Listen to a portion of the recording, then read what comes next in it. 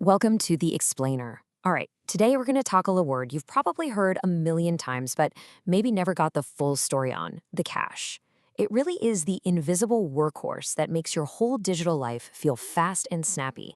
So let's kick things off with a puzzle that I'm sure you've thought about. Your computer's processor is just mind-bogglingly fast, right? It can do billions of things every single second. And yet, you still find yourself staring at the screen waiting for an app to open or a website to load. So what's the deal? What's the holdup? Well, the answer comes down to this really fundamental speed gap right at the heart of all modern computers. It's a massive bottleneck between two supercritical components. Let's break down what that actually means. Okay, so picture this. On one hand, you've got your CPU, the processor. Think of it like a master chef who can chop, dice, and cook at lightning speed. And then, on the other hand, you have your main memory, your RAM. This is like a giant warehouse where all the ingredients, all your data, are stored. So what's the problem? Well, while the chef is incredibly fast, having to take a long walk over to that warehouse just to get one ingredient can take literally hundreds of processor clock cycles. It's just a huge performance-killing delay. So what do you do about this? Well, engineers came up with a really ingenious solution. Instead of trying to make that entire massive warehouse faster, which, by the way, would be incredibly expensive, they decided to just work smarter. And that solution is the cache. So, what is it? Simply put, it's a small but super fast little block of memory that sits right between that lightning-fast processor and the slower main memory. It basically acts as a high-speed middleman, holding copies of the data that the processor is most likely going to need next. So let's go back to our chef, right? The cache is their personal prep station, their mise en place. It's that small countertop right next to the stove where the chef keeps all the most frequently used ingredients, the salt, the oil, the onions, the garlic. Everything they're going to need for the next few steps is right there, totally within arm's reach. Okay, so how does this prep station actually make things faster? Well, the whole process is pretty simple, but it's incredibly powerful, and it all boils down to two possible outcomes, a hit or a miss. Let's take a closer look. So check this out.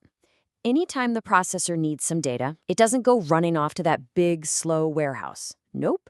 The first place it looks, the only place it looks first, is the cache. It just asks one simple question. Hey, you got what I'm looking for?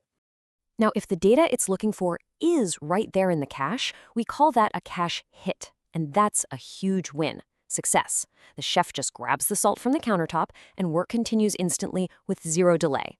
But what if it's not there? Well, that's a cache miss, and that's where you get a delay. The chef has to stop everything, take that long, slow walk to the warehouse to get the ingredient, bring it all the way back, and, this is the important part, place a copy of it on the prep station for the next time. And that leads us to this really key idea. The hit rate. It's just the percentage of times the processor finds what it needs in the cache. But, how do you make that number as high as possible, especially when the cache is so small? Well, this is where the genius comes in. See, caches are smart. They use these clever algorithms to predict what data to keep and what to toss out. Like, one common trick is to get rid of the least recently used item, basically betting you're done with it for a while. The whole game is to push this hit rate as high as you can, because a high hit rate means your system is just absolutely flying. And here's the cool part. This whole idea of using a small, fast middleman, it's not just inside your computer's processor. It's a fundamental principle for making things efficient, and it's used all over the technology you use every single day.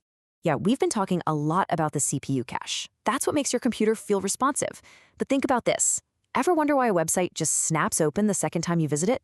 Yep, that's your browser's web cache at work. Or how about streaming a 4K movie without it constantly stopping to buffer? You can thank a content delivery network or a CDN for that. It's really just a giant global cache that stores video data on a server near you. It's literally everywhere. So the big question is, why does this work so well? I mean, how can such a tiny bit of memory be so effective? Well, it all comes down to this principle called locality of reference. Now, that sounds complicated, but it's a simple idea. It just means that if your computer needs a piece of data right now, it's very, very likely to need that same piece of data or data stored right next to it again really, really soon. The cache is basically making a smart bet. If the chef just used the salt, they're probably going to need it again in a moment. And it's a bet that almost always pays off. And really, what this shows us is a simple, universal rule for being efficient. Keep what you use most closest to you. It's not just for computers. It's why a carpenter wears a tool belt, and it's why you probably keep your keys by the door. And that kind of leaves us with a final question to chew on. Beyond our digital lives, where else could applying this idea of a small, fast, frequently accessed prep station, make a huge difference?